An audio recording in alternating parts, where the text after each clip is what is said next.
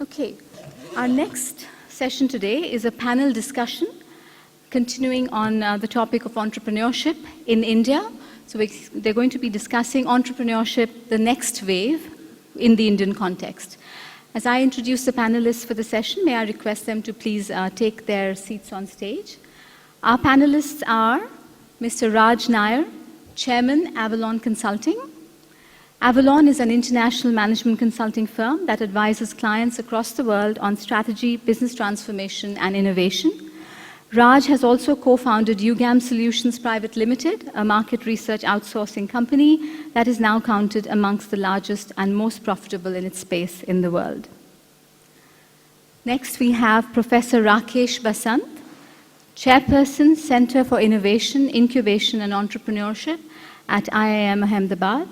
He's also a recipient of the Ford Foundation Postdoctoral Fellowship in Economics and spent 2 years at the Economic Growth Center at Yale University.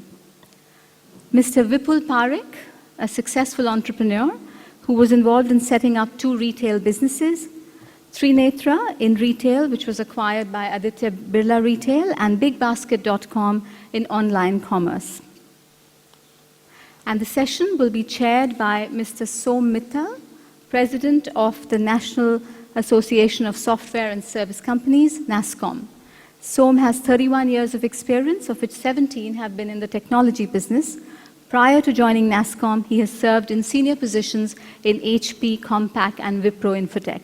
And as they have this discussion, please continue to send in your questions. Som, would you like me to hand this iPad to you, or do you want me to help you more? Thank you. Okay. Well, good afternoon, and thank you very much for all of you. Thank you for inviting. We have 4 of us here. I think we all took a red-eye flight to get in this morning. 2 of us are engaged in helping entrepreneurships, and there are 2 of them who actually are live examples of people who have become entrepreneurs and very successful at that. When you look at this topic, it's really truly a new wave. If you go back and look at India, I was trying to find out which are the companies which actually don't belong to a family. And actually you'll find very few. So in fact, almost all enterprises in India are part of some family. Entrepreneurship did start very early. A very large percentage of our population is self-employed in a lot of ways, so it's all about entrepreneurship. But what we're seeing now is truly what we would call a new way. I think the time and the opportunity have completely changed, and the markets have become very, very large. There are new breed of entrepreneur. You heard Sanjeev speak about how he came in many, many years back. But I think you're finding a completely new sense, new breed of entrepreneurs who are coming up today. They are technology driven, and I think they're also riding this wave, the fact that technology is getting consumerized. So for them, the market is no longer just enterprise, but they can think and imagine of what they can do for any individual around. I think the big change that's happened now is failure is acceptable. Sanjeev did talk about what his time was, but it wasn't about only what your parents thought about what you would do, but I think we were all very scared at one time of failure. And today, I meet a lot of young people who'd come either for a job or otherwise and say, I did these startups, it didn't work. I'm going to try my hand at working and go back to entrepreneurship. I think the ecosystem is now developing, so it wasn't that you were left alone another time.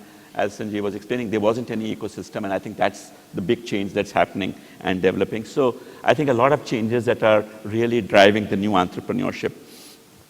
The one big change that's also driving is, if you look at the tech sector, which I represent, it was very much driven by markets overseas. We had this great cost advantage, and the world needed us, and I think we met that. But today's entrepreneurship, while we still look at global markets, is actually driven very, very much by the very large database, the user base that we have.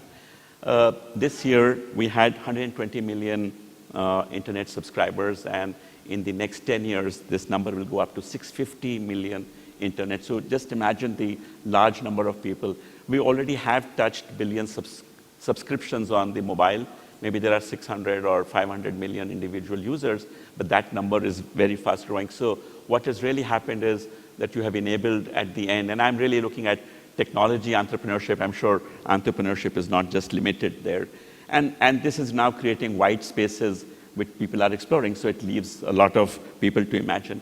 So just to give you some numbers of what we just did a little survey, the number of startups last year were 5 times more than the number of startups that were 5 years back, right? So I think you can see that entrepreneurship, it's still a small number, I would think, given the population and the opportunity. 65% of these were first-time entrepreneurs. They were not serial. So there are newer people coming in. So there are more and there are newer. Where are they coming up? I think you're seeing technology hubs where services companies were, they are fueling it. So Bangalore, Delhi, not that tier 2 cities and tier 3 cities are not emerging, but I think that's also happening. Majority of these people had less than 10 years of experience. So it wasn't the old where you worked long enough and then you came back and joined. And then they are risk takers. They were not groups of friends who joined, they are single founders. So that means you are individually taking that up. But you know, when we started looking at entrepreneurship, I think 3 challenges still remain.